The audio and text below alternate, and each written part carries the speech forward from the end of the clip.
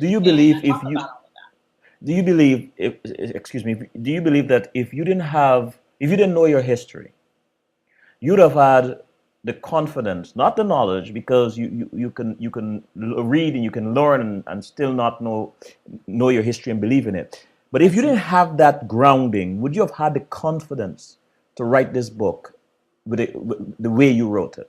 Uh, Absolutely not. Mm, Absolutely not. I mean, the history is so critically important. I mean, mm, it strengthens you. It builds you up. It mm, builds you up because, to me, when I think about our history and everything that we have been through as people of African descent who have been dispersed all throughout the diaspora, and who have taken and survived, I would argue, the most tremendous act against humanity mhm. this planet has ever seen.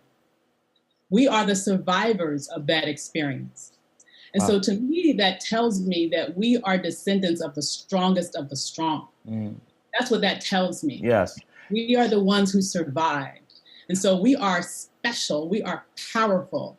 And so I take that knowledge, and that allows me to navigate my day knowing that I'm not less than anybody. Okay? Not less than anybody. Taking that power, taking that posture, taking that courage and strength. What is possible when two exceptional black women meet? We When can they change the world. connect? Hmm? Honestly, I think black women have the power to change the world. And I and Amen to that. I mean it really. And I'm Yeah. not just talking here, I'm not just talking about, for example, African American women. I'm talking about globally. Yes. Black women have the power to change the world. Mm. One of the things that I am, so fortunate to do through my work is I oftentimes have the opportunity to travel to other countries. And I wish more Americans, quite frankly, had the opportunity to do that, or take the opportunity to do that, because it just really broadens your mind Mm-hmm. to see us everywhere. As I mentioned to you previously, I've had the wonderful opportunity to go to Guyana before. Love Guyana, Wow. love the Guyanese people. You see people, you see your sisters everywhere. I've had the opportunity to go to sub-Saharan Africa, to East Africa. Just recently, I just got back from the Pacific Islands looking at people who look just like me: Fiji, Tonga, Samoa, all over, obviously all over the Caribbean. We are everywhere. Mm. And everywhere, and not even just in those areas, places where you might not assume that we are. I've met sisters in Germany, okay? I have sisters in London. I have sisters all over. In fact, I have a sister in London, from London, in the book. So I say all this because I want us to know that our power is worldwide. Yes. Wherever I find us in the world, we are about creating a better space for us, for not only ourselves, but for our families, for our communities, for our entire countries. Black women are about creating a better future for everyone. And when we get together and work towards that goal, we can literally move mountains. It's incredible when I see all the amazing work that many of us are doing all around the world. I would like to take what you just said and take you into a distressed environment where you're in an auditorium speaking to a group of African American young ladies who are feeling doubtful and despaired and disenfranchised and hopeless. And you just told them that, but add a little bit to it. What else Yeah. would you say? Um, Take the limits off your mind and soul. Ah, love it. They're honestly, well, one of the things that I have found No, but before you go further, can you repeat that? Take the limit take off the limits off your mind. the And limits off your mind. I said this to you before that it takes incredible brilliance. One may not readily realize it, but incredible brilliance to make to function within the realm of simplicity, or to make something so profound so simple, mm, right? And you have to be an amazing teacher to well, thank take a concept and simplify it. I'm not making it simplistic, but to simplify it where the yes. average person can really get it. And I commend you for that. I like that. Oh, I appreciate that. And I Yes. want to tell you, when I was in college, one of the things that I did was I used to collect Malcolm X speeches. Ah, Back in the day when they had cassettes, so that was ah. a minute ago, I had a collection of Malcolm X speeches and I would listen to them over and over again.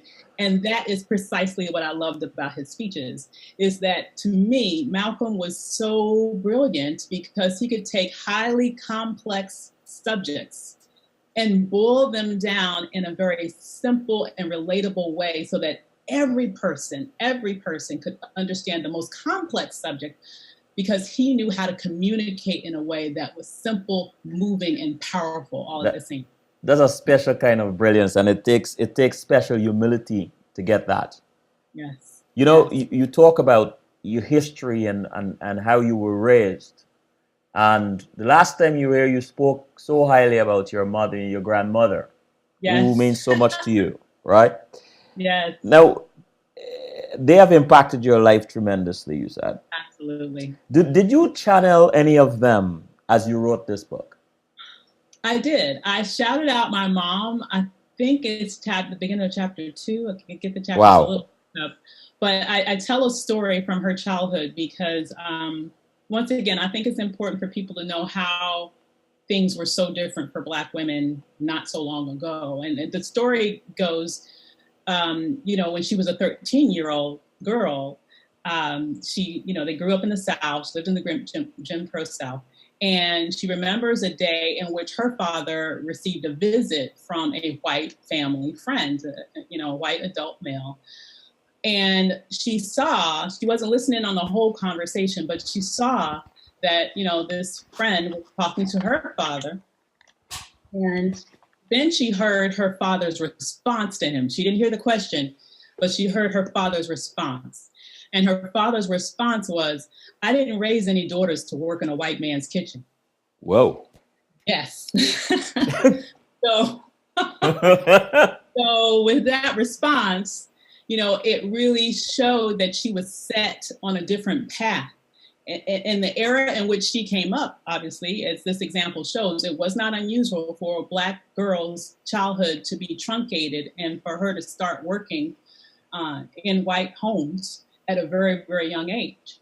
And my grandfather was like, no, keep it moving with that, And he actually ultimately sent her to college, and that was her path to leadership. Through my grandfather protecting her from that white man's desire to have her as his maid as a 13-year-old child. Wow. How do I frame this?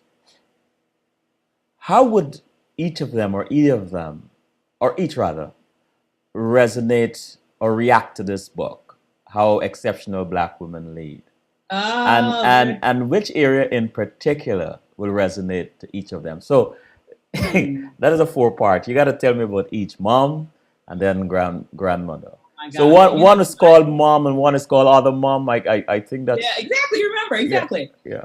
So my grandmom, who I call mom because, she was my primary caregiver when my mom was at work. I don't know. My grandma, as I told you before, she was gangsta. Okay. My grandma Really? was gangsta. Yes. So I don't even know even if I was bold enough for grandma. Grandma would have been like, burn this place down. No, my Gangster. grandma's a little gangster. But my mom, a little bit more diluted version of the grandma. My mom was she's happy with the book. Obviously, my parents were they were just up here this weekend. And she's excited about it. She's seen me go through this process of concept to working on it, to still working on it, to now having it done. And I think what she probably would like most is probably the part where I really talk about sort of the mindset that it takes to lead, because I think she's one of those people who has always been sort of very committed to being successful. And I think she would appreciate sort of being able to relay that information to the next generation. Mm. Hmm. Why do you think many people fail to achieve, or let me be specific here, Black women Mm-hmm. fail to achieve success? Well, you know, I would say that we do face some very real and very specific barriers in the workplace. And I talk about this too. I mean, as I mentioned, we're very ambitious. We Yeah. want that next promotion. But if you look at the strategic, we just don't get them at the same rates that other people do. And one of the primary barriers that this book points out is that we oftentimes aren't connected to those critical networks that allow access to those opportunities. A lot of people have heard about this term microaggressions. That's like when you're in situations where people will say snide or nasty remarks, and they're aggressive, but they're not like overtly. I know about those. Right. But the flip side of that is micro affirmations. So we talk about micro affirmations in the book, and that's when people are given insider knowledge and pathways and relationships that allow them to be able to ascend. But those same insider knowledge and pathways and relationships aren't open to everybody. Right. And so oftentimes we're not part of that circle naturally. Right. Those micro affirmations that allows you to rise up faster. And so one of the things that we talk about in the book is how to insert yourself into those circles, because you just have to be very intentional about it and strategic about it. It's possible to insert yourself in there. And then we talk about what specific qualities are required once you get in there to be able to move up. Let me ask you this, because this is a concern of some people who, the shy type, right? Mm-hmm. Okay. Who might be listening to you right now and thinking, but insert myself. Yes. They insert myself. I mean, you know, I can, especially people from the Caribbean, right? Yeah. It's like, I don't want to do that. I don't want to seem presumptuous. I don't want to seem as if, well, I am trying to fit in their party or poke their party or be, you know. What do you say? How do we get past that mindset? Yeah, I'm glad that you raised that question. I actually have my youngest son is an introvert, so I definitely have somewhat of an understanding of the challenge that introverts have. And one of the women that I interviewed in the book, Denise Evans, she's a vice president at IBM. She describes herself as an introvert, and how she was able to overcome that nature to get to where she is at IBM, one of the most prestigious corporations in the world, is that she said that she understood that she just had to force herself to insert herself in these situations. So let me give you an example. She would focus a lot on going to after work activities. Okay, so those when you see the people in your office are going to happy hours or going to these certain situations, you know, oftentimes you might want to naturally just say, you know, see you wouldn't want to be you. That's after work. You know, I got my own folks to hang out with, my own friends, my own circle. But she said those are very important spaces that you need to be in. It's in those spaces where she's been able to determine whether or not she was getting paid the same that everybody else was getting paid. It's in those circles that she was able to figure out what were the good assignments, the plum assignments, those assignments that would lead to you to be able to be in position to get promotions, versus those assignments that were basically dead-end dog assignments, as she called them, that really don't get you anywhere, that won't allow you to make the most money. It's in those circles that she was able to just be able to project that she was, as she puts it, a player. Like they are assessing, as she puts it, they are assessing whether or not you are a player, whether or not you're somebody who really wants to be down with what it takes to be able to move up in the system. It's more than what you do in the office. It's showing that you want to be part of the clique that moves up the ladder. So you have to insert yourself in those situations. You have to not stand on the walls. You have to go out there and talk to people. You just have to force yourself to do it until it becomes natural. Because if you spend your career on the periphery, you're going to be sitting there on the periphery while everybody else is moving up, and you're wondering why you're not getting that next promotion. So it's not about